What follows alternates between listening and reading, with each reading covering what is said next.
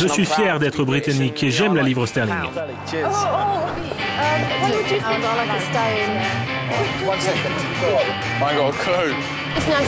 C'est bien d'avoir une identité nationale et je pense que c'est bien de garder la monnaie que nous avons. Nous avons toujours été un pays indépendant et nous ne voulons pas nous faire embêter par d'autres pays, vraiment. Bienvenue en Grande-Bretagne, le pays le plus eurosceptique de l'Union européenne. À en croire un sondage réalisé en décembre, en dépit de la nette dépréciation de la livre sterling, 71% des Britanniques disent toujours non à l'euro. Du côté des oui, on note de nombreuses nuances. Il y a les fatalistes. Je pense qu'à terme, ça se fera inévitablement.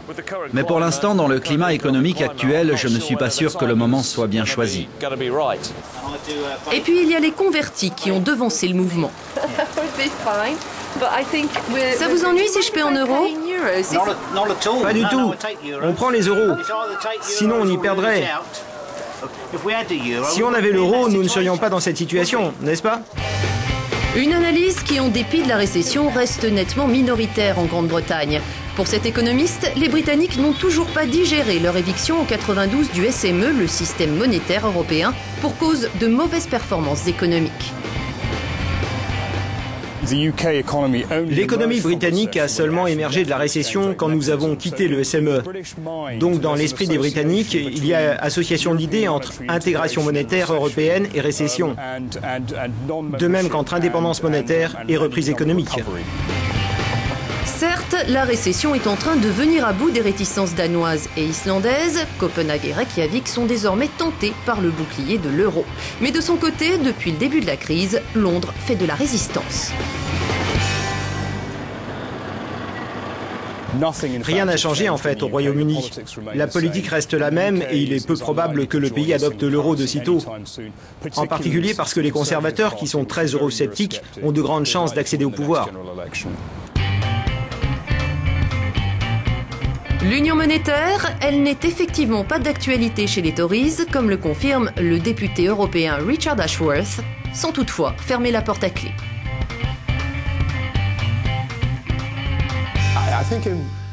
Je pense qu'en politique, le mot « jamais » est très dangereux et je ne l'utilise jamais. Et voilà, je viens de l'utiliser.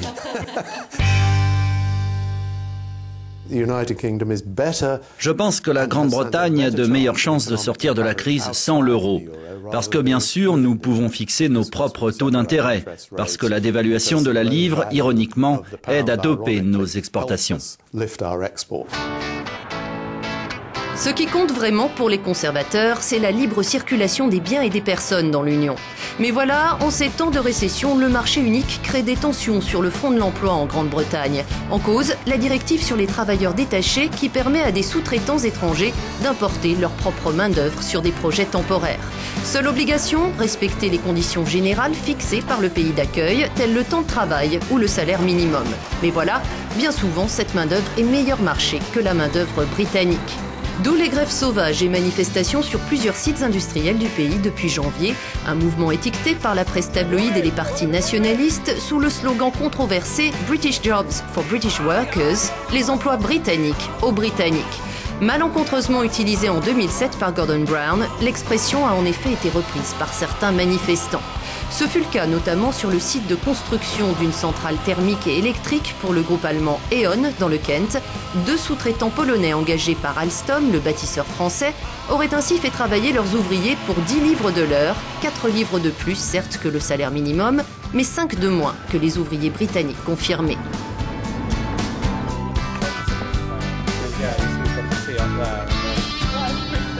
Simon Jones, localier, a couvert les manifestations pour l'édition régionale de la BBC.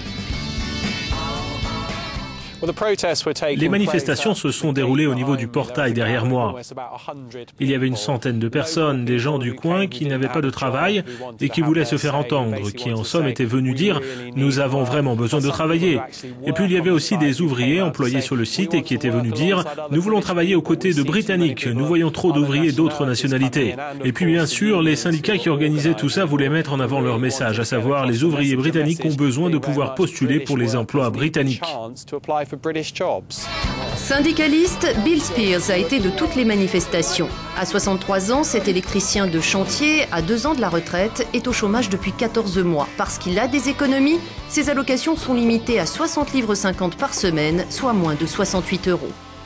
Vous savez, c'est difficile de s'en sortir avec les allocations chômage.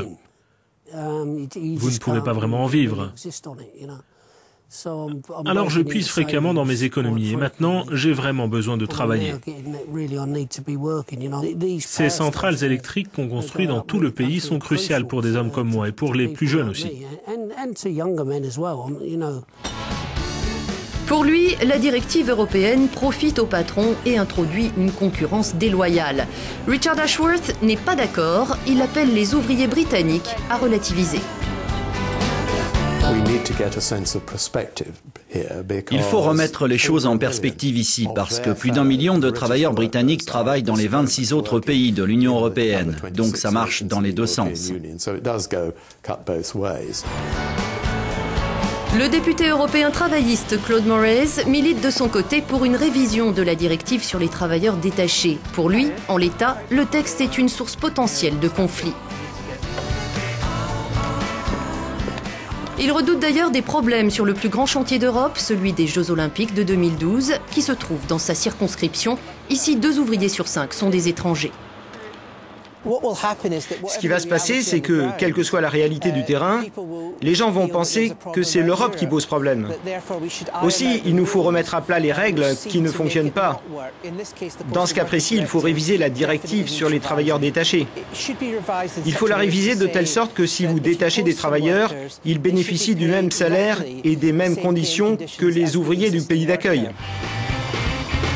Non à l'euro en dépit de la crise, non à la concurrence des travailleurs européens à cause de la crise. L'euroscepticisme a décidément la peau dure au pays des prochains JO d'été.